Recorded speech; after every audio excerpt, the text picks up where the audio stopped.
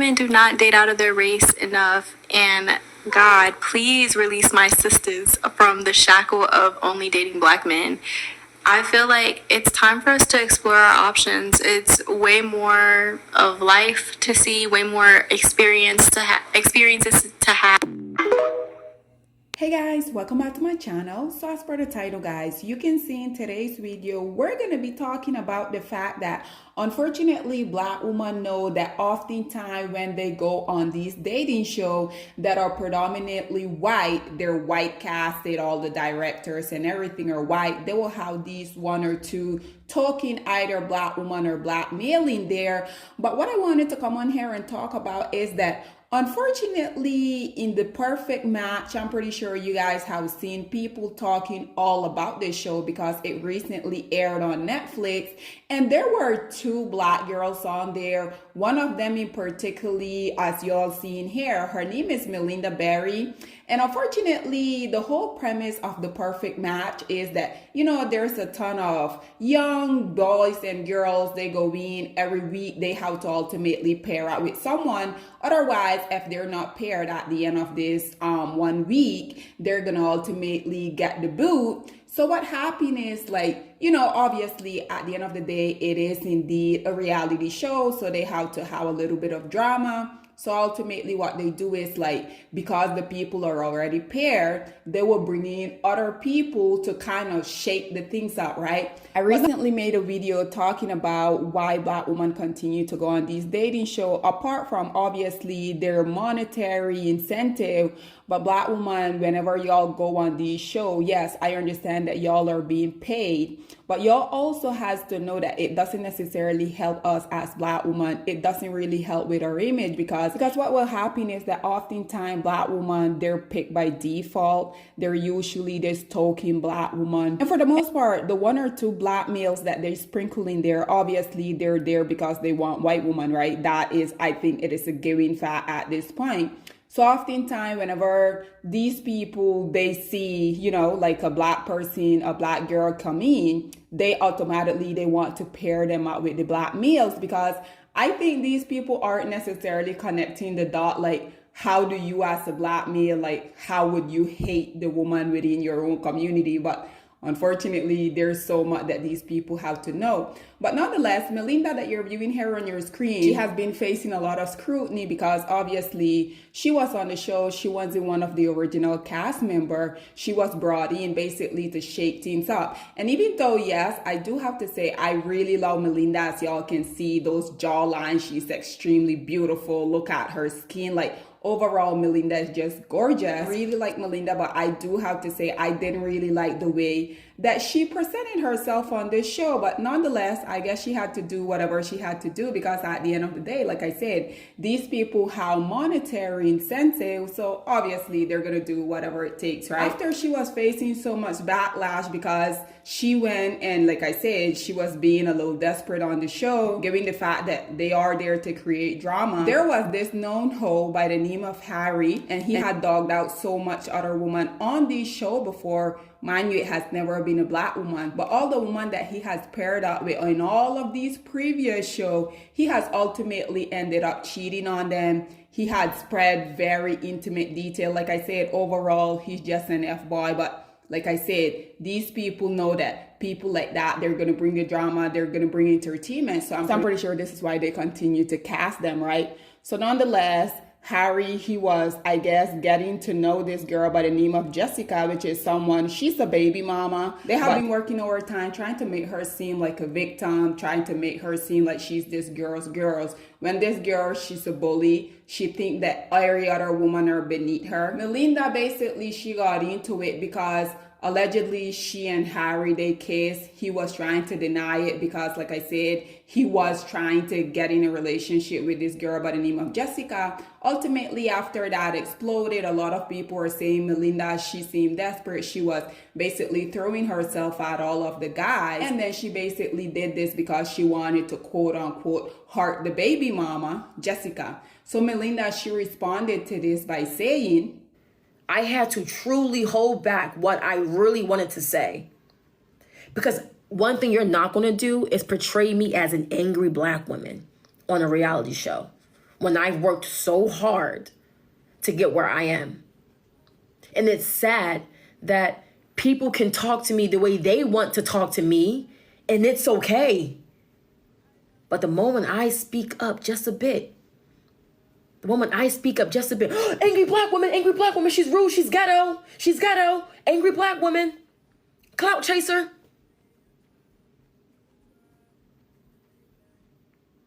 Wow. So as I'm arguing with Jess, I had to really keep in mind that I cannot yell at this girl, because I would lose. Even when I'm right, I would lose. I cannot yell at this girl the way I know I can yell. Because if it wanted to get messy, it really could. Well, you guys just heard what Melinda's saying. Like I said, I think it is quite interesting because if you know that you can't really say, behave, and act how you really want to, why do you continue to put yourself in these predicaments? Black women oftentimes will say, like, I know where I'm at. I have to be very cautious. I can't really come out here and verbalize what I really want because they're already going to label me as the ABW. And my question is, why continue to go on this show? And Tolu also, she was part of the Perfect Match. Basically, recently, she did an interview where she was asked about the very negative encounter that she had with another self-hating black male who truly wished that he was born a white man. His name is Dom Gabriel. So basically, she was asked about her experience with her being paired out with him. This is what she then had to say. Start was portrayed. How do you feel watching that back? You know what's funny? I actually even feel like he got an even cleaner cut than it was in real life. Say more. It was worse. Really? It was 10 times worse in real life. Yeah, it's funny. Not funny, haha, funny, weird. There's a running joke in the house, like while I was matched with Dom, they were like, Dom hates you so much. He hates you so much. And I'm like, Okay. Another thing that I do want to point out is that Netflix, obviously at the end of the day, these people, they have like a certain narrative that they want each contestant to portray, right? So naturally, Dom, I think at this point, it is quite evident that this male, in my opinion, he's not really into women at all, but especially black women. But nonetheless, there's this content creator that I kind of came across here on TikTok that goes by the name of Sir Nolan. And so basically, he have been doing this whole compilation of video where he has been showing Dom difference when he's in proximity to one of his actual preference in comparison to when he is paired up with these black women to go on these dates. How oftentimes this male will blatantly let these black women know, I'm not interested. I already have my snow bunny, but you can go and explore these other options. So I also wanted to incorporate this compilation here. Check this out and we will come back with more. I know y'all have been waiting, but the wait is over. Pairing Dom Gabriel with Black Woman, part 4. And I promise y'all are not ready for what I'm about to get into and the way I'm about to break this all down. So in this part of the series, I'm going to analyze the way that Dom discards the black woman that he does not want on the perfect match and sends them on their way. And there's so much tea and there's so much ground to cover that part 4 is actually going to be 2 to 3 videos. So it's going to be round 1, round 2, and round 3. So let's get into a lightning fast recap. So in part 1 of the series, I showed all the footage of each time that Dom Gabriel was paired with a black woman on The Perfect Match on Netflix. In part 2, I showed all the footage of Dom actually dating each of those black women that he was paired with. And in part 3, I gave my analysis of Dom being paired with a black woman and him dating them. And I don't even know why I'm this excited for y'all to experience this, but between this and part 6, y'all are going to be sent. So without further ado, we're going to explore Dom Gabriel sending Colony Reeves on her way. Whenever Nick Lachey makes this little entrance, it's the equivalent of when Natalie Nunn says, hey, let's have a meeting and the girls start fighting. Like, this is his moment to shake shit up. So there's a few things that come to mind when I watch this scene, but the first thing is, why was this his knee-jerk reaction when Nick Lachey brings up the idea that someone who doesn't get matched is gonna have to go home? Like, why is it his first reaction to like pass off Colony to another guy? And then also, here's the other thing, but also found interesting is the idea of this half black, half white guy introducing the black woman to the other black guy who happens to be half black, half white. And also, the other thing for me is like to introduce her as this gorgeous, strong black woman who works for herself. What makes Colony strong? You don't know her. Like, he's making it seem like she got it out the mud, like she made it through the perils of living in an inner city. Like, what makes Colony strong? What? I'm so confused. And for all we know, Colony could have grew up in the suburbs or had parents who had money and just lived the lap of luxury or had a soft life. Like, I understand now when black women are upset with being regulated as a strong black woman, because not only is it a caricature, but it really is patronizing and it really robs y'all of the ability to just be human. And then also the fact that he thinks that him and Colony being matched was some kind of setup. I wonder how he really sees himself and how he thinks other people or the people that he surrounds himself with, how he perceives they see him. A bunch of y'all had mentioned how like he code switches around black people, and in this video you can really see that dynamic going on. Next up, we have the way that Dom Gabriel sends Diamond on her way. I wholeheartedly believe that Dom Gabriel needs to go to jail for. You know what's interesting though? I was thinking earlier though, like this is why I really think now, like you got to take everything men say with a grain of salt. Like, and this goes to all my women and all my fellow queens. Like, you really got to take what men say with a grain of salt, because you know what I was thinking earlier? Imagine if Allure was on that beach. There's no way he would have given her that speech and then hit her with a strategy.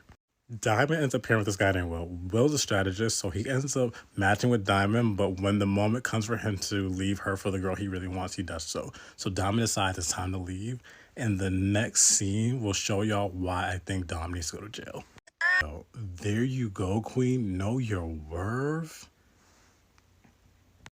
As a heterosexual man, why does he engage with women like this? Like, I really wonder what relationships and what type of black women he's had in his life, because I'm so confused. If a man dubbed me the way that Dom dubbed Diamond, and then as I'm on my way out, as I'm making my exit, as I'm trying to hold my head high after I just went through an experience where no one valued me, no one desired me, and no one chose me, the man goes, yes, bitch, know your worth.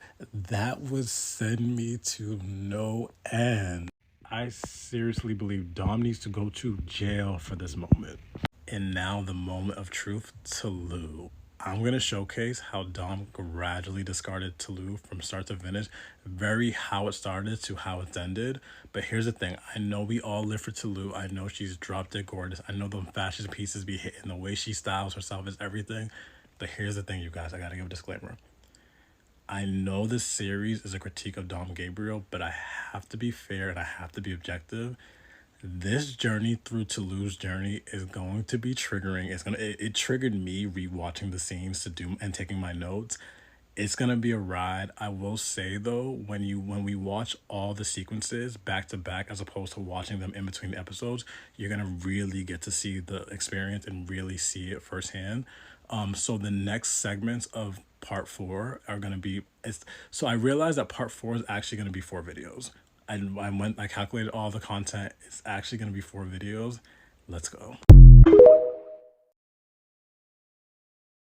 So there you have it. I think this TikToker did a very good job by breaking down how Dom really feel about black women out here, calling them queen, calling them independent, saying, I don't have any problem be a staying at home dad, while you as a black, strong black woman, you're out here working. I have never seen this man utilize this type of verbiage when he's talking to his preference. But unfortunately, because these males have been working literally for decades trying to masculinize black women, they will never, ever take these same type of energy to the woman that they deem to be ideal, which is quite ironic, because even though they like to claim and they like to say that these non-black women are so perfect, yet we see them literally continuously having failed marriage, failed relationship with these women that they deem to be so perfect. These men literally, they're all talk. Nobody should really be taking them serious. I mean, it is 2024, guys. We're about to enter into July.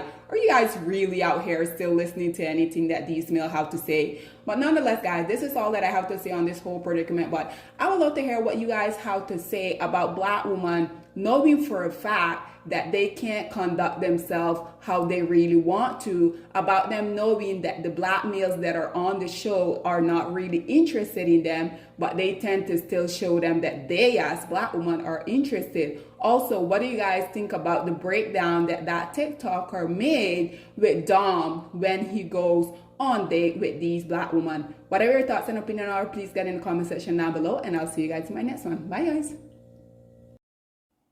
Black women, it's time to hold ourselves accountable because we are reaping what we sowed. We have lied and gassed black men up for centuries, letting them think that they are kings with no kingdoms, letting them think that they are the emperor when they are naked. And now we are dealing with the consequences of those actions. Instead of being honest with black men and requiring them to do better for not only themselves, but the community that they helped create, we have allowed them to tear it apart and then put it back together quietly behind their backs and then still let them get the credit for it.